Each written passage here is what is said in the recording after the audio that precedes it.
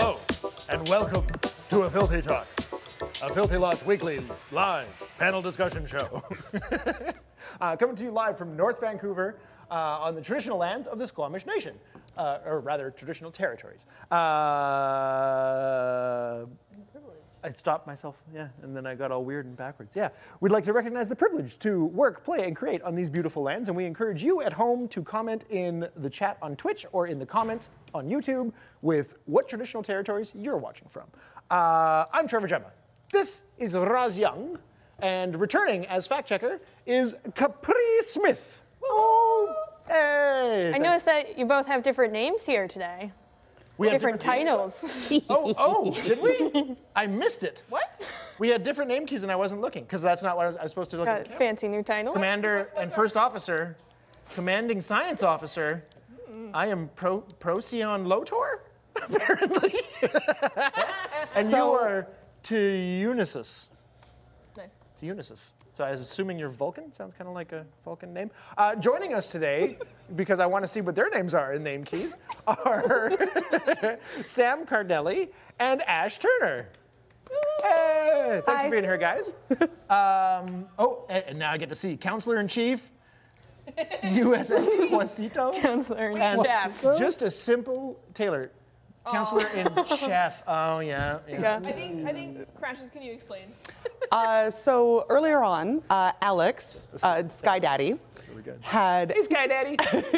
mentioned that I often do the whole like captain of the Starship chat room thing, and he asked me to come up with titles for everyone else. And I understand that some of the names might not be understandable, but I use scientific names and or alternate languages. So Trevor, you are the commander and first officer of the Ferengi cargo ship Procyon Lotor. You made me a Ferengi? I did. Screw you.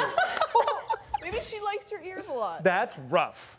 You might not be a Ferengi. You're just the commander and first officer. Post-Frankenar going free trade. I didn't ask. No, I just know his title. But Procyon Lotor is a trash panda. It's a scientific name for a trash panda. Cute. And then Roz is the commanding science officer of the Vulcan warship Teunesis, and Unisys is a winged unicorn, which is essentially just a space unicorn. So, Flying. Amazing. Guys, yeah. You guys love my ringtone. And then Immediately stuck in my head. Just happened. Sam is the counselor-in-chef of the Federation starship Squacito, which is an Italian praise word for excellent cooking. Oh, nice. And you're just a Taylor? I'm just a simple Taylor. Did you one for Capri? I had come up with something for Capri, but But Alex said that he would prefer to keep Capri's usual one. But the one that was originally put down was Borg resistance is futile. Oh, so it's Eternal Intern. Okay, there we go. Okay, so we did have a redemption before we actually started the show. So we're going to start off with a quick trivia question. And so it was a what's in the box. And for those of you at home listening or watching, what's in the box will trigger and a trivia question will be asked. The first person in chat on Twitch who answers correctly will get to choose 1 through 5 and win the corresponding prize underneath the box, and we will ship it to you. So, the first. Is it a Star Trek question? It is a Star Trek question. You're not allowed to answer. No. Yeah, no one up here in the show is eligible. And also, you'd need to reply on Twitch. What two Klingons are worshipped by the whole society of Klingons? What two Klingons are worshipped by the whole society of Klingons? Good question. Good Fancy answer. Now I'm going to have to monitor. Babysit? Yeah, I'm gonna have to monitor chat for the correct answer. However, today we're talking Star Trek because things are a little out of order here, but that's okay. The trailer for Picard Season 2 dropped, got us kind of excited. Also, recently, for the first time, Ash and I just finished Deep Space Nine. For the first time. Had never actually watched it, so it was like, let's talk some Star Trek. And why hadn't you? Because rude. That's a good question. I have a reason, actually, why I didn't.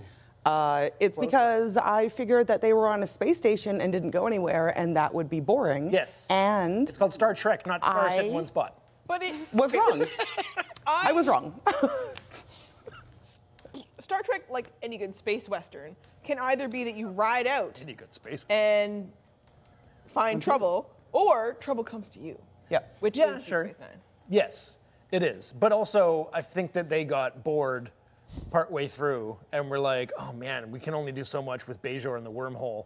Like, we got to be able to go somewhere. Station's- Let's give them the a space ship. station's only big enough for one emissary.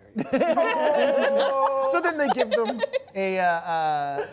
a ship. They give them the Defiant, and like now they're like out and about doing stuff. But they had 'Cause their it's- runabouts before. Yeah. Those were terrible. I'm so glad they at least gave Oh, them the Rio Defiant. Grande was great. It was a nice little ship. Okay, so you hadn't watched a lot of DS9, but now that you have, I don't want to jump in too ahead of all of Trevor's questions, but how would you rank the Star Treks? So get in there. You've seen them all, so I think Sam should. Oh wow, yeah, it's really hard. I think No pressure, it's just the entire internet. it really depends on what you grew up with. So I grew up watching DS9 and Voyager the most. That's what was airing when I was a kid, and like my parents were both into Trek, so we were watching that, eating dinner, and it was fantastic. So I'd have to put DS9 at the top, followed by Voyager, and they're really close in my mind. Oh wow. And then Next Generation right after that. And then it's tough. Like, I love the original series, but I also love all the new Trek that's come out too. Disco, Lower Decks. So they're all kind of like in that same area because they're all starting are you new sliding things. Enterprise in like way down at the bottom? What did you say? Are we talking about holodeck programs now? So no, there was something in an email because we discussed this, like what we want to talk about in the show. I tapped out on Enterprise. I tapped out real early. I watched got like some a great season, moments. and then in your email you said it was all a holodeck program. Is that how that series ends? Yeah. Oh, On an wow. Unfortunate side, like the way that they ended it, I think they were trying to like connect it more with current Trek, and they pulled in like a TNG episode where Riker has to make that decision of whether or not to tell Picard what is actually going on with that ship that can phase into like Starfleet is experimenting on stealth technology, and they're not supposed to have cloaking devices, but they're like, but what if we were out of phase and a whole problem is caused? And Admiral's like, oh, we've found out where it is, and we're gonna go get him. Will, you used to be my first officer then, or my junior officer then. Let's go get it, and don't tell Picard anything, or you're in trouble. Wait, what? And so they end Enterprise by having Will Riker going through their thing as a holodeck program, Seriously? trying to get advice from all the characters, and the entire time he's the chef. Oh my The one god. you never see the whole They series. pulled never a seen. Lost. It was bad. They pulled a Lost. They pulled a Lost. Okay, so it didn't Rough. end great. But it had some shining road. moments. No, you. Getting from No, there no, to no. here. Okay. It's been a long time, but my time is finally near. I got it. Bye. What are we drinking, Sam? You brought us Yes. something. Why did they Made- do that? Why Made did they do legal that? in 2374 when the Romulans joined the war effort against the Dominion. Shields up! Torpedo incoming on port side! Oh, Jesus. That was intense. What's your okay? shield integrity holding? Shields at 100%, Captain. Oh, good. Oh, nice. Good. Ahead at full. Maximum warp. Let's get the fuck out of here. Captain, there's a hull breach on decks 12 through 14. Yeah, I know it liked them anyway. And Sucked out into space. Yes, sorry, what did you... That was just the botany department. It's fine. Keiko, no. Space plants, meh. Okay, so I think that Enterprise is just, that song was so bad that everybody is officially like, that is the worst show. And it sucks because— Red alert! Another torpedo incoming, this time starboard! No.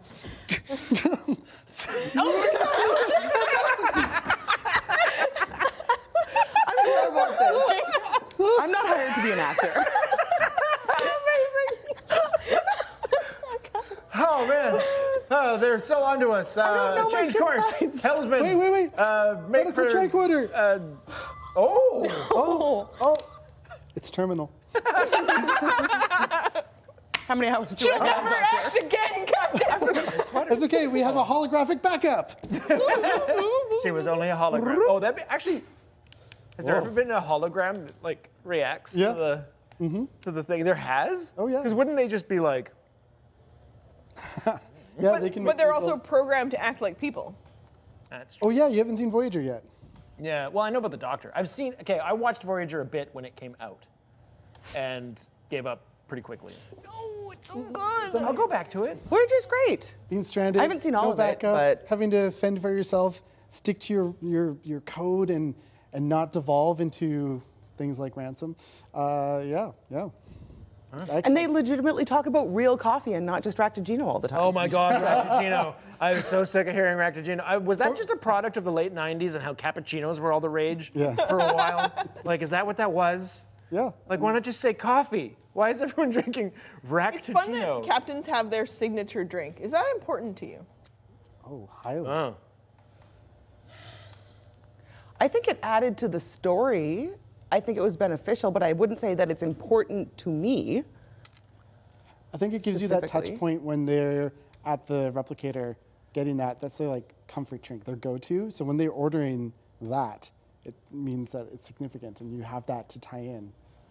Do all captains have their signature drink? Did that happen on Enterprise or Disco? Well, I mean, Disco's had a lot of captains, so Yeah, it's that's been, a fair it's been a point. little difficult to ascertain what all of their specialties are. But yeah, I mean, Picard obviously. Tea, Yep. Earl Grey, hot, Yep. because you don't want cold Earl Grey. Janeway, coffee. Yep. Cisco, Ractagino. Did Kirk have one? I've watched zero TOS, none. I think it had I mean, it something to was do whatever with just Bones was drinking. Whatever was willing to sleep with him. Something It's a different perspective Goofy on that Coladas, show. I think, was Kirk's No, signature no, drink. The funny part about some of those, because people fight about their favorite captains, and I think they reflect the show and the period of time that the show was created in, right? There's a really specific world, because Star Trek is a lot about the world now, but told through the lens of the future story. And it's like that ideal society reflected in what we think of from now. And interestingly, there's been a lot of social issues brought up by Star Trek because it's trying to tell stories that are complicated for today, and then dealing with them in this future format. And I don't know, it's really fascinating, but they're all different. And so you have your favorites, but you also have your favorite captains. And those captains, I think, also reflect some of our ideals from today. Agreed. We have a winner. Isabel Baran has named the second name, so it is Kalis and Lucara. So pick a number 1 through 5. 1, 2, 3, 4, 5, 6, 7, 8. Just the 5. Sorry, I went too 11, 12. I did too many. Too many. Kept going up. 3. 3. Who wants to lift the box? Dun, dun, dun, dun. I'll do Oh. it. No? Oh. Okay, that's great. Too slow. Too slow. All right. You got to be on it, Captain. Ba-na-na. Oh, okay. Isabel, you have won Ooh. Dungeon Crate loot box. Ooh. It is a mystery box from Dungeon Crate. So I don't know what's inside. You want but another box? We will send you a whisper, and we will ship this off to you. Got a mystery box in a mystery box. A mystery box in a mystery box. Yep. Perfection. How meta. Because I think. Okay, I don't get your thoughts. Talk about space, Star Trek, the future. Well, yeah. We're talking about that. Look at in DS9 when they got sent back in time and the Bell riots, and you have Cisco That was wild. assuming Gabriel Bell's identity to keep the timeline intact, kind of. Kind of. Well, I mean, he did. Because that was the most interesting part of the episode too, was that the picture changed. So it wasn't him, obviously, in the first picture. But when they come back and Yeah. the department comes in and is like, hey, what the heck is going on here with your time shenanigans, dude? It's cool that they had like a whole department of time management. I don't remember what they were called, but Time, like, dang it. yeah. Great little bit. Aren't the Bell riots supposed to be happening right around Pretty now-ish? close, yeah. You know, didn't you get your email about going to a sanctuary district? I did not. Capri, would you mind looking up the year of the Bell riots from DS9? Because I think it's right around now-ish, I think. I think you're right. And I know, Ash, when you were sending us some of your like deep thoughts and interesting things about Star Trek, but you did note from the original series, even though you haven't watched it, you know some important trivia about some of the things that they did that show really paved a lot of way forward for things. Oh yeah. Ooh, September 2024 2024. Okay, we're close. almost Close, there. it's coming. Oh geez. in San Francisco. Yes. Yeah, I mean, like they've done a whole bunch of really cool stuff from like predicting tech, and they've did like they had the first interracial on-screen kiss, Yes. which is such an important moment. Yeah, they've like carved the way for a lot of that kind of a thing. Yeah. Keep going. Sorry, I didn't mean to cut you off. Oh, and like we've gotten into like confirmation that trills are non-binary and identify as such, which is also really cool, because we haven't had still too much non-binary people on TV. So that's Well, dope as you heck. stay on course too, because like they started to do that with that genderless species in TNG, and they had Riker fall in love with one of them, and then that was a whole thing. And I don't think they fully framed it well for people that identify as non-binary for that, because they made that being become more female for Riker, and could have really gone with it there. Yeah, sure. I mean, but But time, too. But Like, that look also at the reflects 90s, right? But that also reflects like certain things that happen in nature, like species where they can sort of shift. Yeah, it depends how they were setting up that particular species. Yeah, Because it also would have been cool for Riker just to fall for somebody who didn't Yeah. become more who was like just feminine whatever. or masculine. Or our perceptions of his perceptions of those two things. Yeah. Yeah. The Trill one is interesting though, because in any given body, like they do refer to having to being a mother or being a father. But I think the host person Yeah, which still is- maintains Yes, some host of is their right. gender so identity. yeah. Well, I mean that makes perfect sense. That the worm, So does that mean a symbiote. is also non-binary? the what? Does that mean the Goa'uld are also non-binary? I don't know. That's from Stargate. Oh, I only watched the movie. That show, something about it I just couldn't get into. It's Much very like campy. the original series of Star Trek. Oh. Something about it I just can't watch. Let's do a Stargate episode someday because I love the books. Also, it was filmed here. Ooh. Yeah, that's true. And James Spader. Meow. So I have sort of a generalized question for everybody: is what alien species from Star Trek do you identify with the most? Because they all have very specific cultures that are kind of reflections of different human cultures to a degree, but Or different types of human people. yes, and they elevate certain aspects of maybe a culture's broad spect. They kind of take that and then really focus in on one aspect. Like I look at the Klingons as basically space Vikings, and I've seen them compared to orcs, but they're way more like Vikings. Like they worship like Odin. Like you die in battle, and then you're gonna go to Valhalla. Die in battle, you're gonna go to Stovacor. It's Kahless is Odin. It's all very Viking. But who do you guys identify with? Dishonor on your Loki. Oh man, I think the one I identify most with is someone like Spock, who's half Vulcan, half human. Ah. Right?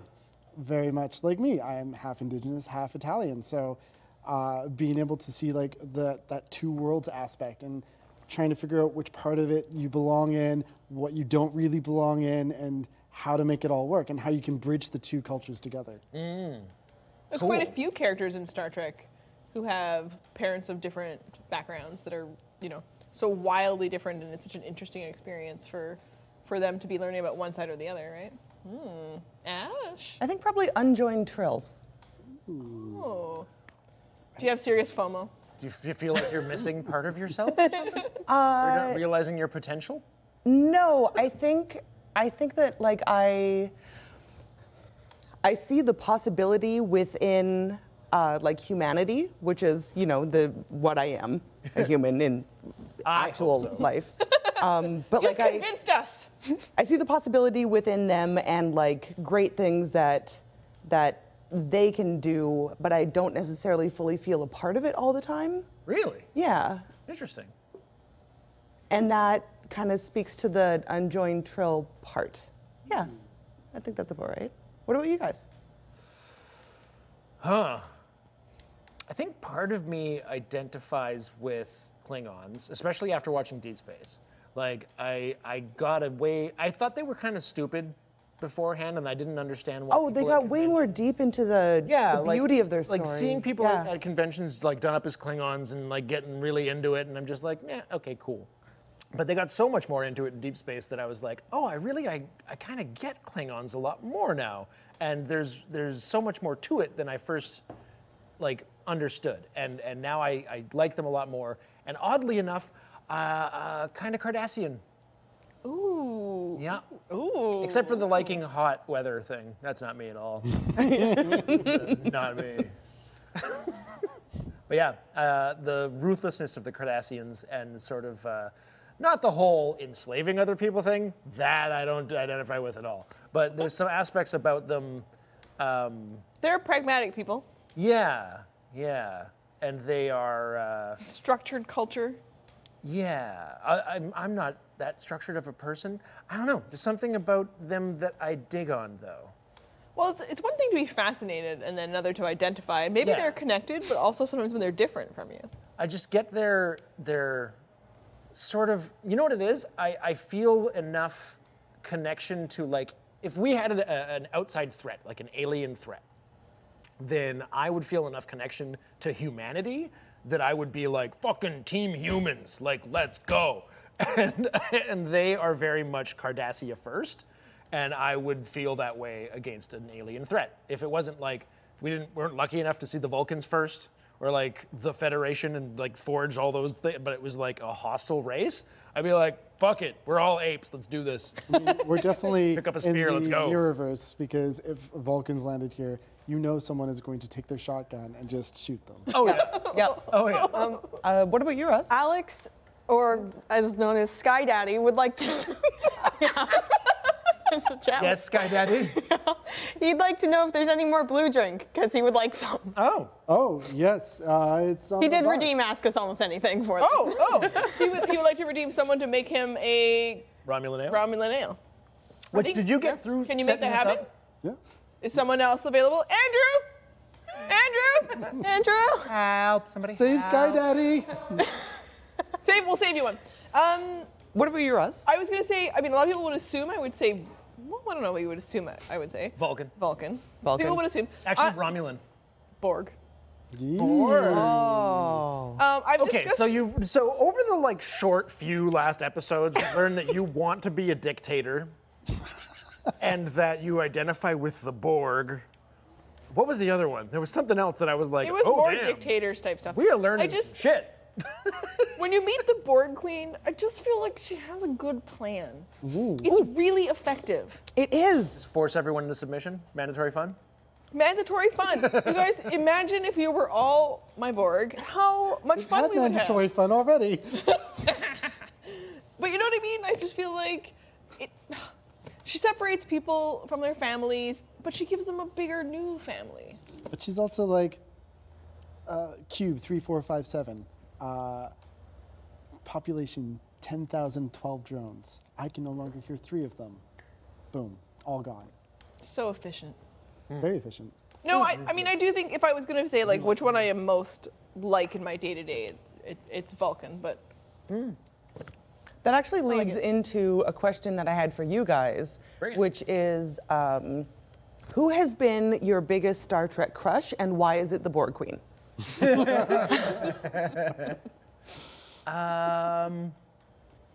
You don't actually have to answer Borg Queen. That's just my answer. It's not my jam. Probably I mean, do you have a different answer now than you did maybe as, like, a younger person watching? Yeah, I mean, I was in the throes of puberty when T'Pol was a thing, and that was, yeah, yep, that was a clear choice. Oh, nowadays Since though, then, it's probably Jadzia. and I mean, you also are very into Beverly Crusher. But no, I'm into Gates McFadden. Because My Beverly apologies. Crusher has her own thing. I didn't really like that. Honestly, that character wasn't really my favorite. But Gates McFadden just got hotter as she got older, like crazy. Like, what happened there? What are those genes? Like, how do you get those genes? Redheads. to get into those genes. Yourselves? Oh, Borg Queen. Oh, yes, Borg Queen. Borg Queen. Legit? Is it her general sliminess, or is there something about her power? I like a bad bitch, you know? You made me choke on my drink. She's a bad bitch. She's powerful. She looks good in leather. I don't. If you could look that good from like here up and there be nothing else, I mean, Now, she reappeared in Voyager, right? yep. and the new Picard. Yep. Well, that's the trailer. Oh, in the spoilers. Yeah, well, isn't it spoilers? It's a It's trailer. out, you can see it now in the I mean, trailer. spoilers for Ash because she refused to watch it, but yeah. The Borg plus- Queen's in season 2 of Picard. Spoiler. Plus, I'm basically a robot, and she can make me feel things. So Excellent. yeah, Excellent. I mean, Good. First Contact, the scenes with Data and like everything about her was very sensual. Like all the stuff between her and Data was all like it was And gooey. incredibly Yeah. sexually written. And gooey. Yeah. Who doesn't like a good goo? Oh boy. I'll get you a bucket. Or Odo. Oh Odo. Oh, that's so cute. Oh yeah, I had something that had to. Wait, Sam to, didn't to answer. answer your question, Oh, we didn't yeah, top of the list, definitely Jetsia. Followed closely by Ensign Rowe, and then Row. I had a real thing Yeah. for Roe back Yes, Fucking- Row. Yeah. but also, there's so many great choices, you know, and yeah, I think I'd also pick Commander Tucker from Enterprise. Even though Enterprise wasn't great, He's so cute. there's some great sexy scenes. Yep. T'Pol's super sexy. Yep. But like they were trying so hard. They're Baylock like, and Traynard. Yeah, let's go. yeah, there's like they made it such a thing with. I guess they always do. Like because you had Kirk, and then Riker, and then who's the deep space sort of sex? Well, I guess they were mean, really you trying had with Rick Kira. Berman kind of come in and be like, Trek needs to be sexy, more. And then that ruins Well, a some lot of actresses. people, like for a long time, poor Marina Sirtis, having to wear an actual like little skirt and try to like Yeah. replicate the costume of the old series TOS, that yeah. people really thought was this, this sexy women scientists and other like Oh, man. leaders who had to wear the little shorts. And what they originally done to Jerry Ryan. That too. Oh man, she was crammed into like so many different layers of like corseting and firm, and like she had to like make sure she didn't pee. You're dehydrating yourself, plus you're stuffed into this thing just to be on this. Bless her. Right? She killed it, and I'm so happy that she doesn't have to do that anymore in Picard. But she looks so fantastic in the new series. She looks confident. Yes. She Yeah. looks human as much as, we still need to make her look a little bit like just former Borg. But there's just, she's more expressive because she's grown into that character, and she's allowed to be more of that, like, aged human that we don't really accept for actors very much. Yeah. So we're all fans of Star Trek, but I'm And curious. clearly, like, OnlyFans. Ghost. OnlyFans? Yeah. But what are all of your biggest pet peeves with Star Trek overall? I can kick it off if there's no immediate. Yeah, give us an example. I hate this. I hate ships meeting in space and they're always upright. I hate it. I hate it so much. Here's the thing, what if They it always was- meet each other like nose to nose, top down. It's like, cause it's a model. But like the Orville did such a cool thing where like ships are just at weird angles. Like you could be coming from any freaking direction, but they always do this. I hate it. I hate it so much. I can't think of a huge pet peeve off the top of my head. Can we say fans that just hate on things that are new? Yes. Sure. That's Yeah. super frustrating. I think you're allowed to say the worst part about Star Trek is fans of Star Trek. Oh yeah, it's like love the band, hate the fans. Yeah. I don't know that that's true. Like across the board, just like a flat statement. Because Trek fans are some of the most if you were going to a convention, Trek fans are some of the most open and welcoming people. Absolutely. Yeah. It's the online minority that is very vocal about Yes. some of their views. Yeah. But take Doctor Who's fandom, for example. Everyone hates the new Doctor. Whenever they come out, whoever they are, it's just, no, they're never going to be as good. Yeah. and then you get a few past their first series, and everyone's like, oh, they were okay, yeah, they're pretty good, and then suddenly they're leaving. Now it's my favorite. Oh my God, they can't leave. They're the best. No one's gonna be better than them. That's just toxic fandom. Yeah, but like at least you can expect it. Whereas like Trek kind of does this, and you don't get that rebound from fans that can't get over the fact that there's new Trek. Have you guys seen the documentary Trekkies?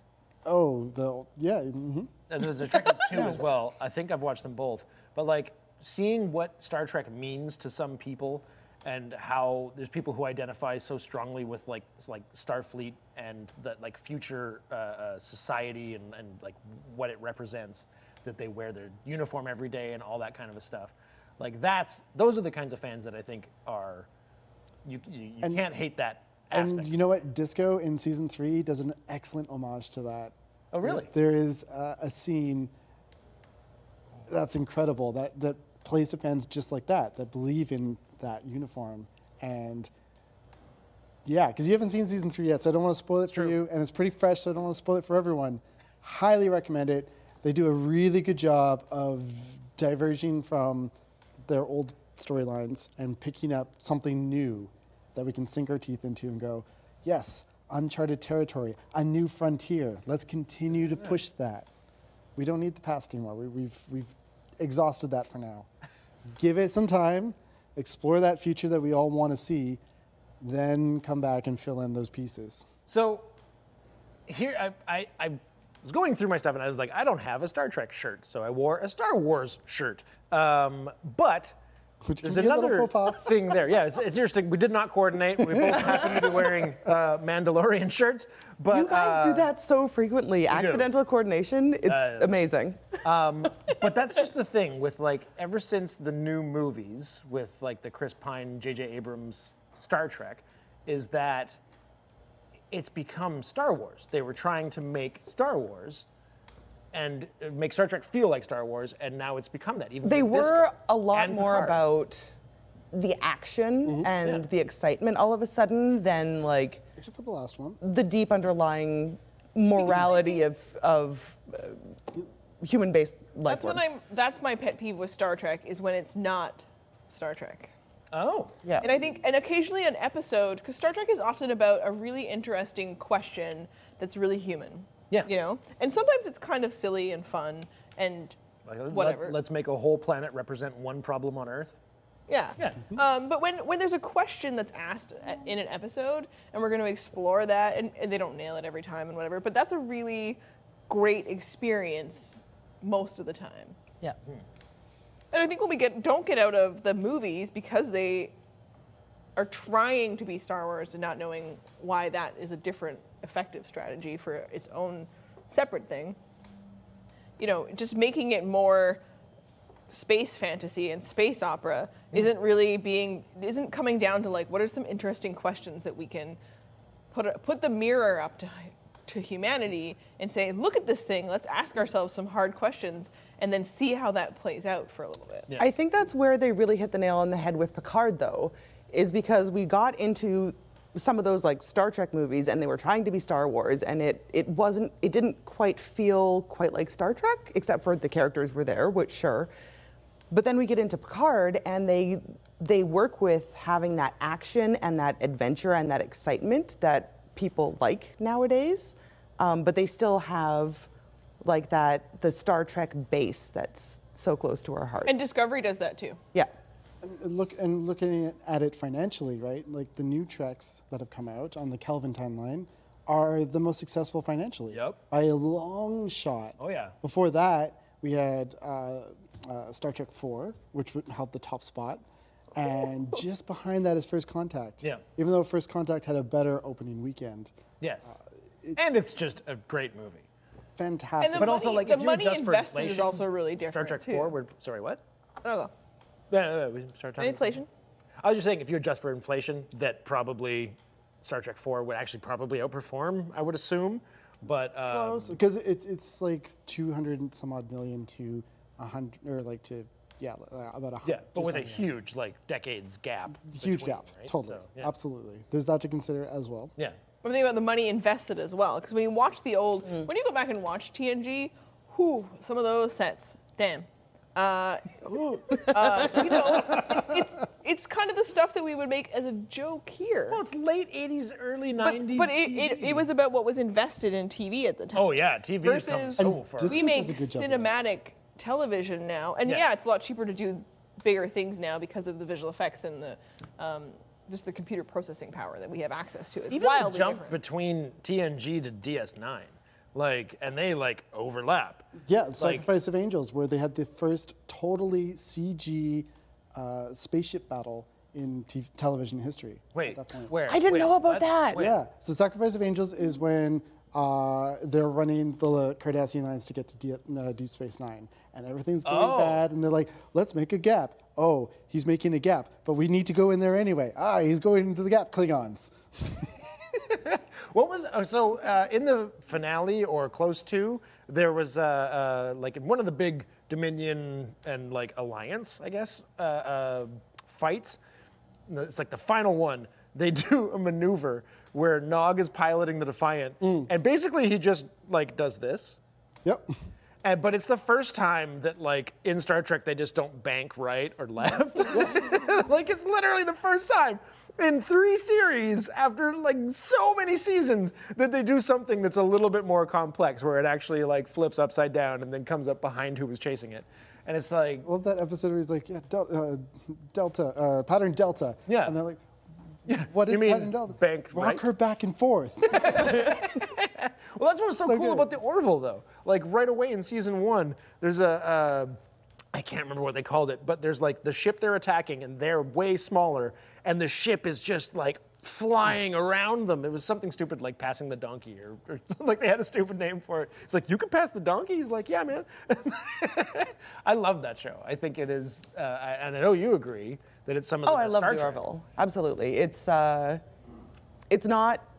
Trek, but they did pay intentionally, I think, an excellent homage to Trek without trying to be it and doing their own thing. I loved it. Well, yeah, and then look at the greatest Trek film of all, Galaxy Quest. Oh, yeah. I mean, Yep. Perfection. Yeah.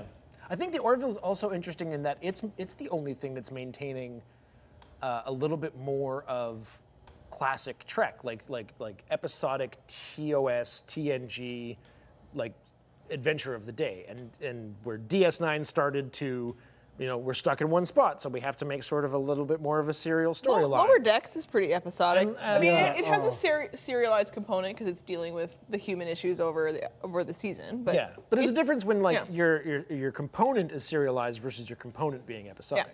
Because DS9 had the opposite, where it was serial because they're stuck in one place, and then they threw in episodic, and sometimes I felt real forced.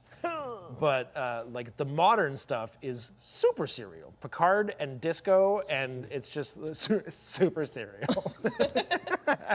It is. It's 10 episodes of one thing. It's a really long movie, and it's that much more Star Wars. But how hot was Evil Tilly? Evil who? What? Tilly? Oh, Yes, we did get that yes, far. Yeah. yes. Sure. Killy? Well, we talked about it. Not my thing. I'm just saying. We talked about it earlier. wait, did we get your biggest Star Trek crush? Is it Tilly? Evil Tilly, sorry. Tilly? No, it's probably Jadzia as well because it was like a crush, but also a can I be this person for the rest of my life and also fall? You love something about everything about that. And it wasn't just Jadzia, it was Jadzia Dax, right? It's that combination of the world experience that Dax brings to Jadzia as the host. Because do you just find Jadzia attractive, or is it the personality of this person who, from Dax she gets that love of the Klingon culture and. It's a balance, I think, Right? because Terry Farrell, is that her Yep, name? yep, Yeah, yep. Terry Farrell was just a beautiful woman, but it was the character having that duality that made them that attractive. Yeah, Yeah. that lust for life and that incredible intelligence. Yeah. All her doctorates, and then she's like, yeah, Julian, whatever. And her relationship with Cisco, that we come to find her as a person to trust, and because he trusts her, so do we, and then you just fall for that character. But I would also put Data on my list. Oh, for sure. Oh. Right. Oh. Interesting. Yeah. Yeah. Little Yar envy. She was so wrong to give that up. So wrong. Okay, Stay so away from those puddles. you you and Sam had mentioned something in an email about. I didn't know about this, so I'm asking you. I didn't look into it Yes. because I want you to tell, not me, but everybody, something about Kira and Bashir that the actors. Oh yeah. Yeah. They What were happened there? married. Yeah. So during they obviously met like during DS9, got intimate, and it's really interesting because if you watch that back and you know the points where they were married and where their marriage was starting to get a little rocky and where they were divorced, it's so interesting to watch. And then you watch that episode where Julian and what's her name? Esri? No. Rom's wife. Rom's wife. Yeah. It's Leela. Leela. When they're like going through Hermajan and like having to like have a Bajoran breakup and what that looks like over time. And I thought that was really interesting and really well done. Yeah. Also like, maybe applying this to your marriage a little bit that fell apart. It must be so challenging to be on a series that lasts for that long and you're so tightly contained with people. And the fans, all of us are so like, oh, it's a romance. You know, any show that we do that where we, impart our own perspective and hopefulness on like, oh, it's so cute. It must be really stressful. Oh, I mean, there are situations where, it happened on Game of Thrones with Cersei and Bronn. They became an item, and then it ended very poorly, and then they had to start rewriting things because they That's refused Braun, to not Bran. Yeah, Bronn, not Bran. But they refused to be on set together, period. So like Bashir and Kira at least were still on set together. And there must be so many times where you just become such good friends with people. And I think we see some of that with Jerry Ryan showing up in Picard. I just feel like when those two see each other, it just feels like friends. And I hope that's the case. And not just me as a fan of just wanting Patrick Stewart to be best friends with everyone. So who is everyone's favorite captain? Good question. I mean, that comes up a lot, right? Yeah, it's such a big Trek thing, but who are your Took captains? you no time at all. It was great. Picard, no thoughts. Picard, no thoughts? Yep. It's Captain Picard Day. What do you love? What do you love so much Yeah, about why? Jean-Luc? Space Daddy. Even though he's not a great parent at all. No, he's not. That's an answer, I guess. Yeah, what is Fair, it that makes him your favorite Capitan? It's just it's his whole presence. It's his stuffiness combined with his lightheartedness. It's his uncomfortableness around small children. It's it's his beautiful shiny bald head. It's his British properness that still comes through, and I love British humor, even though he's not really that humorous. supposed But to be you know what I French. mean. Very rarely humorous. I don't fully know what it is. I am enamored with him. I don't know if I can explain it in words. Yeah, you can. It's Tarmac and Jalad at Tanagra. Shaka, when the walls fell. So there is something just about some people just have super high charisma. Yeah. Oh yeah. Yeah, You know, plus +5. Same shirts, +5 at the same time.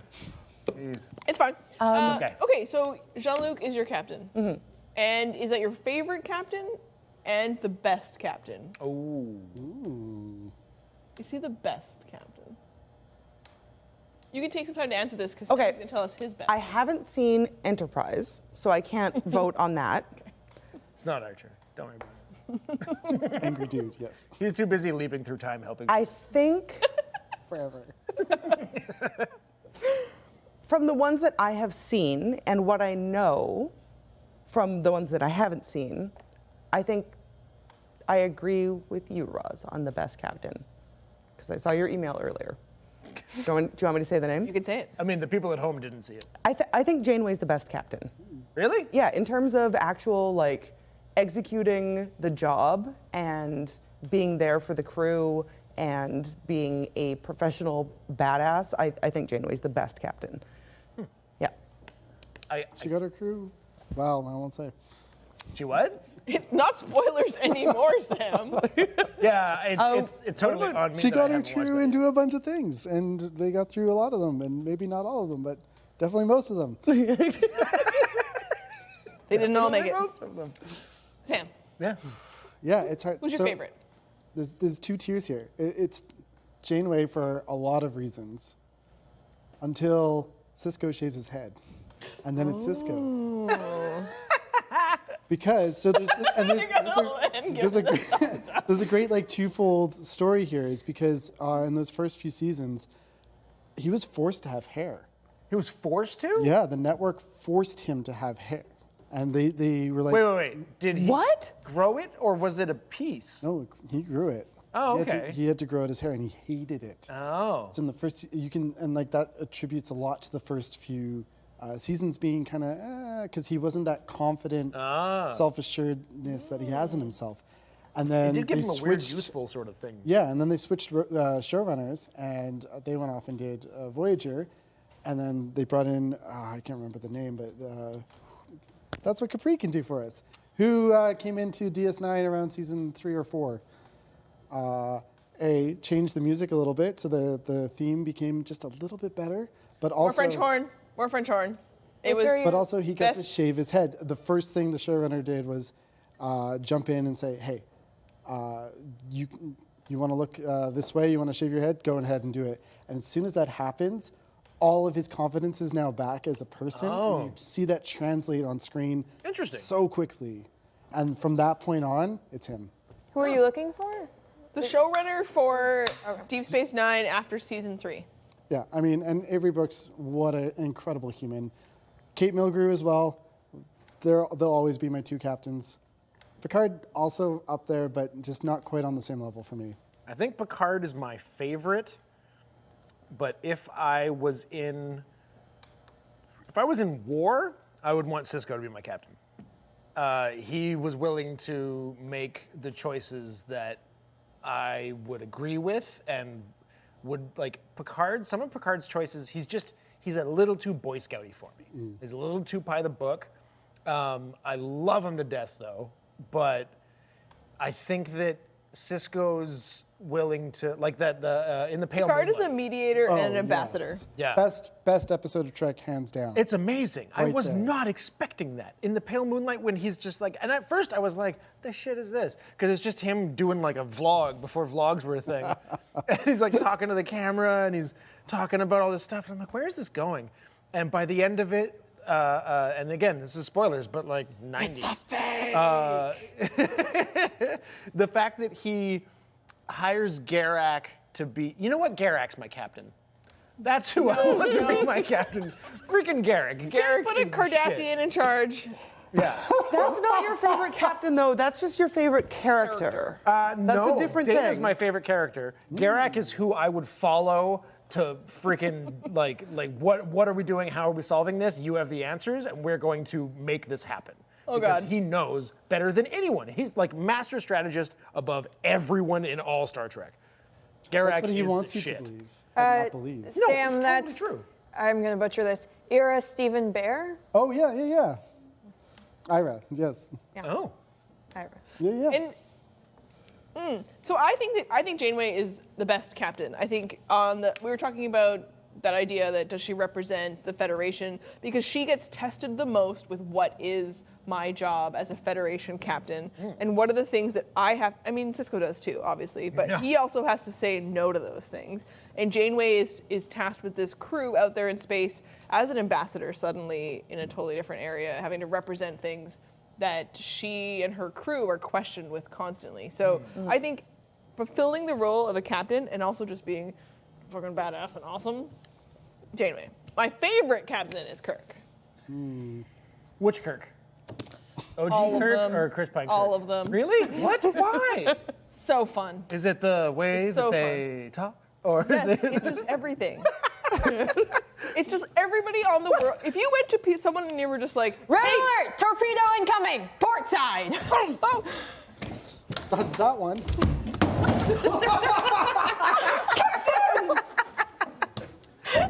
your chair, Captain. Is everyone okay? Oh no. Damage report. The chair's a little messed up. Engineering? We're gonna need engineering. Buffer time. It's fine. You okay? We need 4 hours to repair it, Captain. Medical emergency on You the have won! Right away. Good thing this only takes 20 minutes.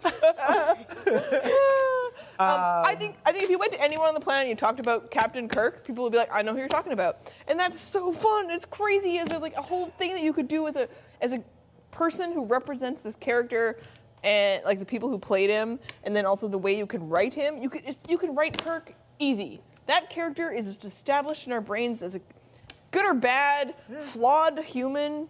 He like I'd like the. Thank you, Tiberius. And we know so much about the relationship between Kirk and Spock that defines so much of like humanity and Vulcans. It's so good. Anyway. Good, wholesome friendship, maybe a little bit more. Oh. I've never heard. Always a hot take. Oh. But I think it's just a really, really good friendship. But some other people like to read between the lines, you know? And think that maybe, yeah? That's why there's so much tension. Special relationship? Yeah. It tracks. Or just maybe I a mean- really strong romantic relationship. You can do both.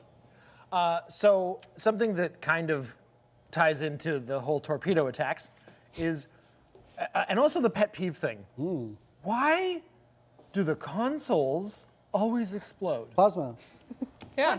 It's a plasma network. That's how everything on the ship is run with plasma. And so when the shields take a huge hit, it spikes the plasma grid, and that's why consoles explode. So why don't they just make the consoles Shielded. different?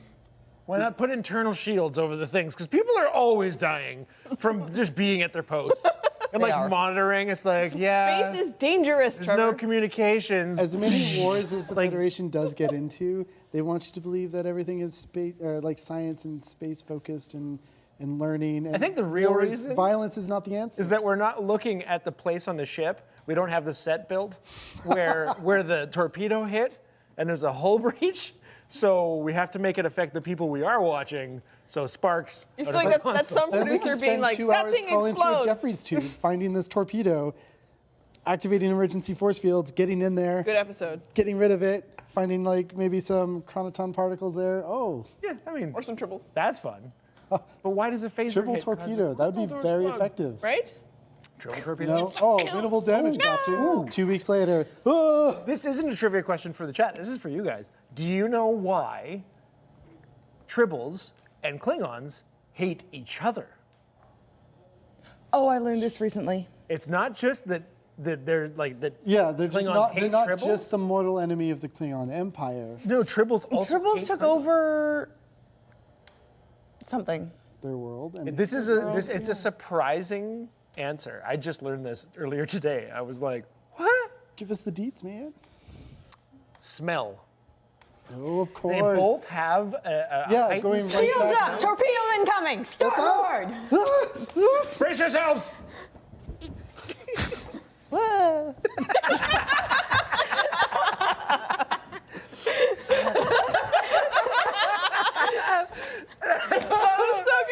And you say you're Wait. not an actor. Damage report. Did we hear Sam's captains? Yes. Did we? Okay. Yeah. Yeah. Sorry. Janeway, but Cisco Right. after shaking After the his shaving head. head. But how do you feel about the older captains? Like, you know, do you you're mean? giving really modern answers. No one Kirk. No one. I never watched TOS. I can't Well, really get into I mean, TOS. The best episode. No one Pike on Discovery. Pike on Discovery is great, and I'm just waiting for that series to drop so I can just. But And any of the Discovery captains. None of us have picked. I haven't I mean, seen all of Discovery. it has to be Giorgio, Michelle Yeoh. I've loved her since the first time I saw her in Crouching Tiger, Hidden Dragon. So when I heard Okay, she was fair. coming into My Trek, apologies. I was But that's just like, actress. That's you're saying. But that's you love actress. actress. But then she played it, and they did her so dirty. Oh. Is there something about the more? We don't have much time left, but what about the more modern captains? You know, versus captains from early space adventure. Is there something about that? I think part of it is nostalgia, like what you grew up with, right? And that's who you connect with, and helps like form maybe some of your own moral choices as Right, you're growing right. up.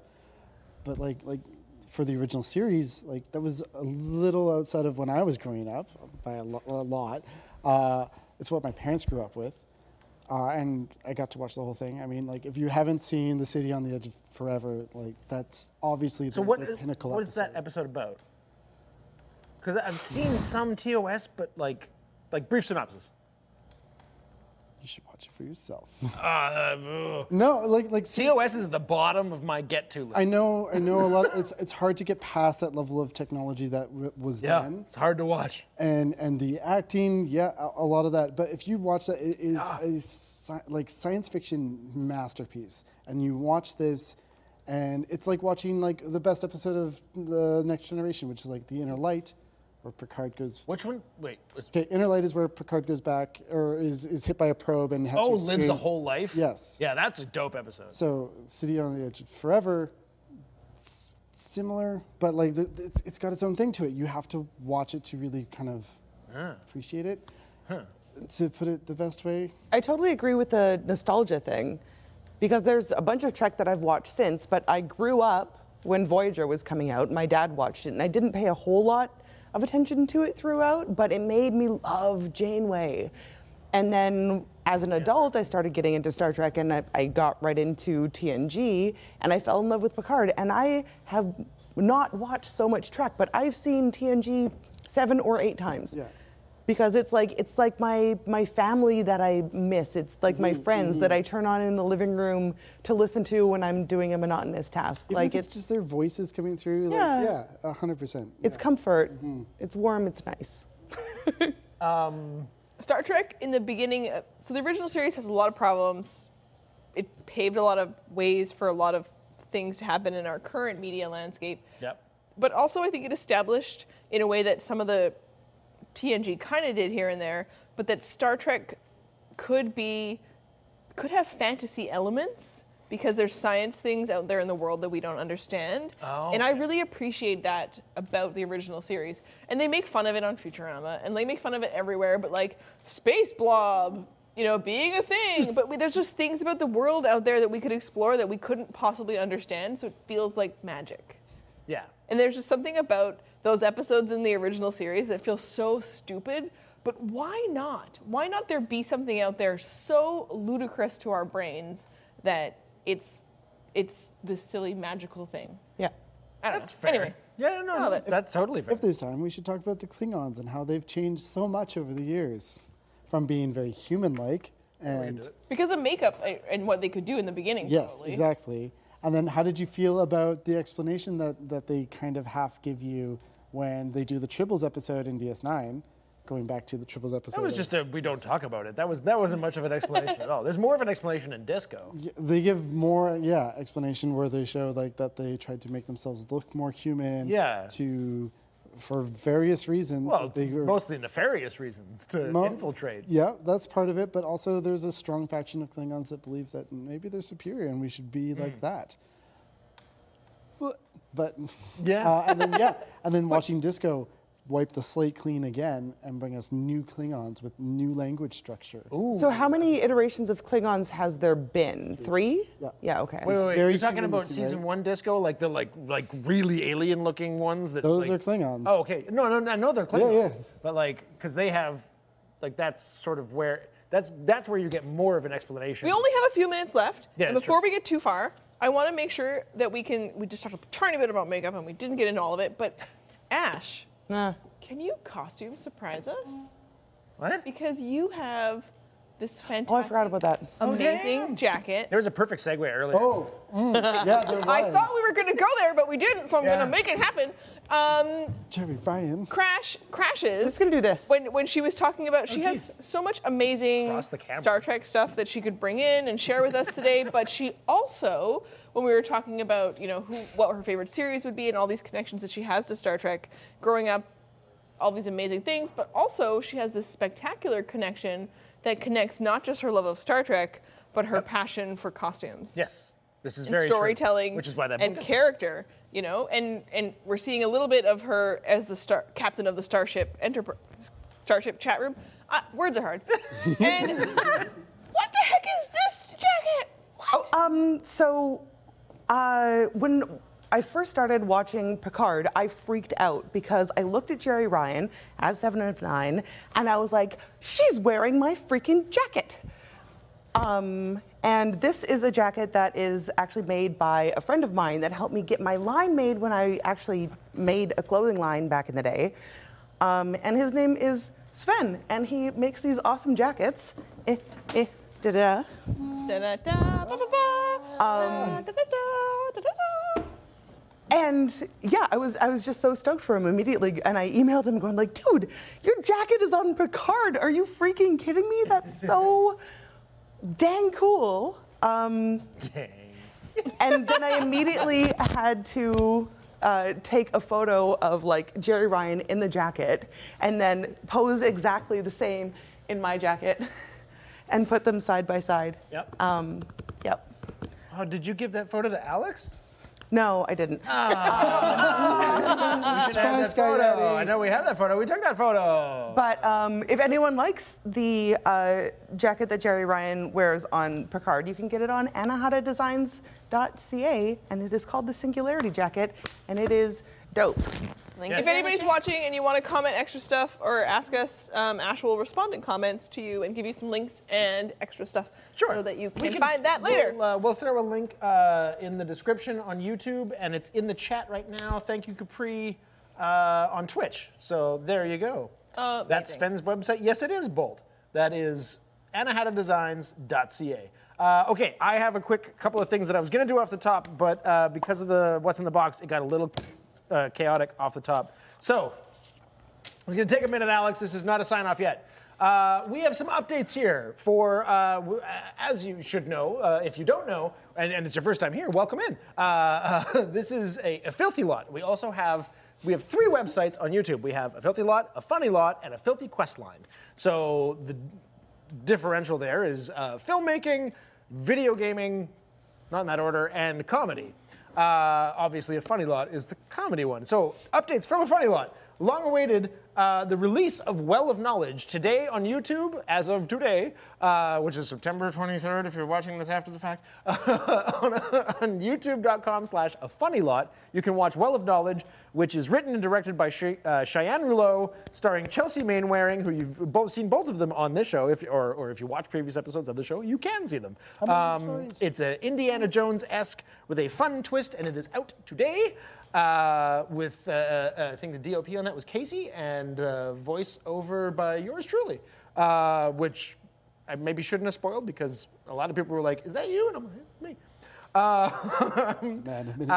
Next week on September 30th, we have our Canadian Heritage Seconds finale, season finale, which also September 30th is Truth and Reconciliation Day. So there will be no Filthy Talk next week because we didn't want to be weird people who just like... The studio is also taking a day Damn to right. participate in Truth and Reconciliation, so staff will be participating in our own event. So we're not going to be all about ourselves. We're going to be about learning and moving forward as a nation and figuring out what this Truth and Reconciliation Day can mean, because it's the first one that we have had in Canada.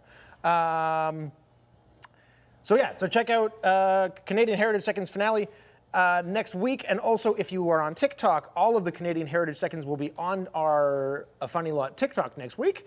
Also, on the YouTube channel, you can check out the lip reading challenges, improv challenges, and sketches that we have released over the last month. And I have where's my... I'm missing a card. Okay, as far as updates for A Filthy Quest line, this last week, we've continuing with our e-casting. We had One Shot or Not. Next week, we're doing Pinch Point, which is a miniature painting and conversational show. And we had our first episode yesterday of LFG, or Looking for Group, or Let's Fucking Go, which is our new PC gaming show. And that's what's going on with A Filthy Quest line, and which is a lot of that is here on Twitch. Other than that, I can't think of what else I have to talk about. But yeah, there will not be a Filthy Talk next week, but tune in on Twitch Monday for more e-casting. And until next time, stay filthy.